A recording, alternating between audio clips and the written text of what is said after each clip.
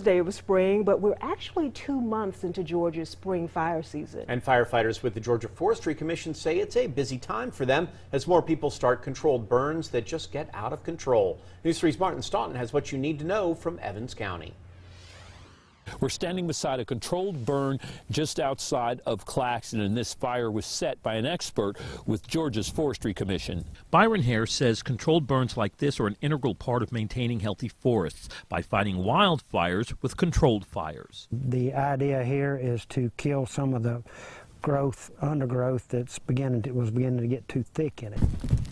Burning like this during the spring fire season is permitted in many unincorporated areas across the state, but there are things you need before legally doing so. Beginning with a burn permit from the Forestry Commission, they're obtainable online. Harris also recommends a shovel and/or a rake to manage the blaze. Plus, you need a cell phone to call for help in case your fire gets away from you. Last but not least, you need water nearby.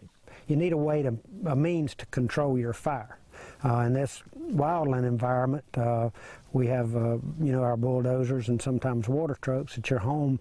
The big thing I see is making sure you have water close by, a spigot, with a hose that will reach your fire up. Hare also urges people who have fires that do get out of control not to hesitate to call for help. I have witnessed in my career folks who got burned, hands and other areas battling a fire. Getting someone out to do that, so get the professionals out there. Hare adds fires can become uncontrollable in minutes, and it happens a lot more than people may think during the spring wildfire season in Georgia. In the last few days, I cover about a 13-county area. We've been running 3, 4, 5 fires a day. And Hare says even a fire like this, with his expertise, could get out of control if weather conditions change. We're going to link you up with all the information you need to know on our website at WSAV.com. Reporting in Evans County, I'm Martin Staunton, WSAV News 3.